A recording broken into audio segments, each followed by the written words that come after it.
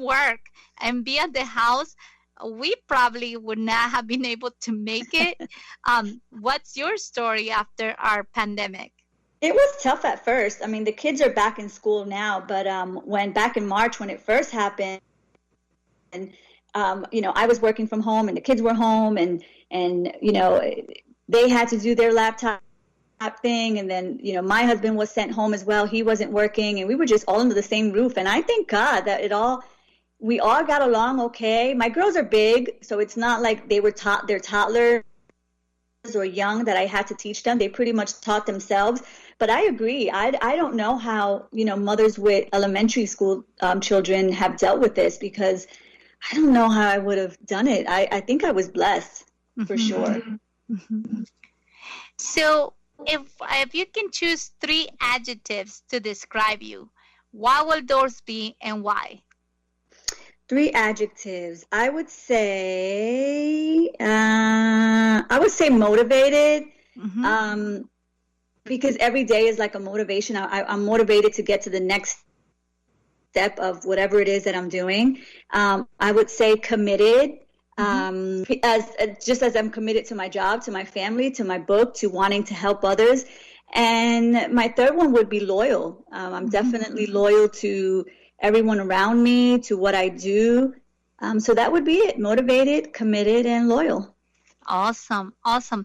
Now, I know that your younger self and your upbringing was a little bit hard, but if you can go back in time and talk to that person with all the things that you know now, what will you tell them?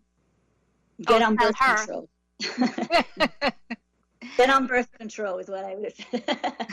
Yeah, I mean, I had my daughter at such a young age, and I feel bad for the years that she had to go through, because we kind of grew up together, if that makes any sense. Right. It was a very different upbringing to my other 2, which I had later on in years.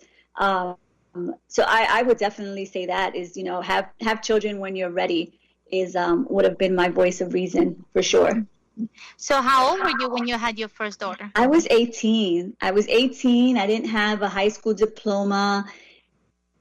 I didn't have a career. I didn't have a place to stay. I was kind of staying place to place.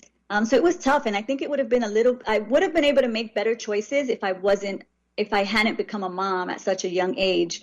But all the choices that I made, I had to make them with her in mind. But I was so immature, and I mean, I wasn't even raised with a family to even know how to raise my own family. So that's definitely my number one. I wish I would have waited to have children. Right. Now we talk about mentorship also, and how important that is. Do you feel that that mentorship will be able to, and mentorship is not only about the person you mentor, but it's also about you as the mentor, the person you mentee or you ment. Well, I don't know how to say that, but you mentee. It's not about them, but it's also about you as the mentor. How do you feel about that part of menteeing somebody else? That's my main part. That's why I'm kind of debating on building a foundation or building an advocacy, because I feel like an advocacy, or to be someone's advocate, is more like being their mentor, like giving them that path to help them achieve. And that's easy to talk about or easy to do, because that was my life, was going from nothing to something. Right. That inspiration. Right. Awesome. And I know here in Tampa Bay area, perhaps, are you familiar with a lot of the nonprofit organizations that will be able to help people in situations like the ones that you struggle with, and to find solutions or to find help on those things? Yeah, there's a lot of foundations in Tampa, but I think the right now I'm connected with the Spring, which is located in Hillsborough County. They're huge for helping women with domestic violence, and I'm just starting to catch on to all the different other foundations out there. I need to find out what their mission statement is, like their mission, and then feel if I can relate to that mission.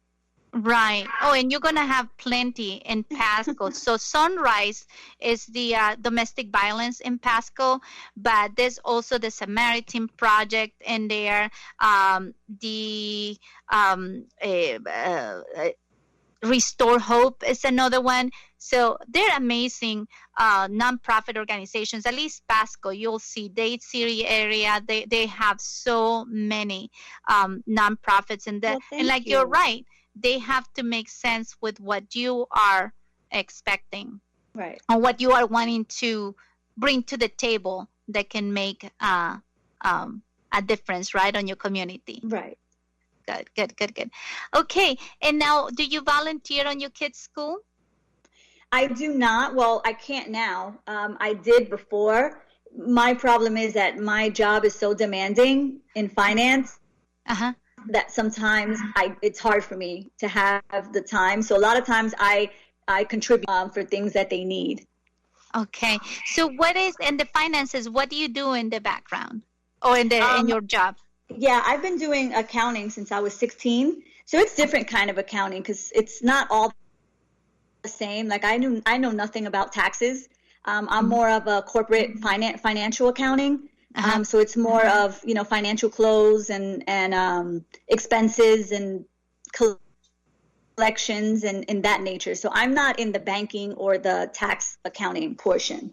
Yeah, but I do. You just brought up to remind me that I do have to give a big shout out to my accountant, Marjorie Nichols, because she's just amazing. That's and she good. helped me make sure that my business was profitable when I didn't even know it could be a profitable. That's awesome. But tell us again one more time the name of the book and the website where people can find it. Sure, it's Find Beauty Within Darkness, and it's www.findbeautywithindarkness.com. Well, great, my dear Giselle. It has been an amazing experience to meet you, to be able to get to know you better, say hi to your girls and to your children. And thank you so much for being in my show today. I appreciate so much that you had me on here. Good luck with the future endeavor. I'm excited to listen on. Thank you so much. Take care. And remember, my friends, you are unique. You were created with a purpose that only you can fulfill. Find that ñeque. The 4 components that you need to find your grit or your ñeque is purpose, persistent, persevere, and pivot. It is so important. I'm going to read a quote from my book. Authentic people know themselves, own themselves, and enjoy being themselves. Just be you, and everything else will fall into place. I just want to let you know that you are an inspiration, that you can take your purpose and make it a vocation where people that will get to know you, like you, and do business with you.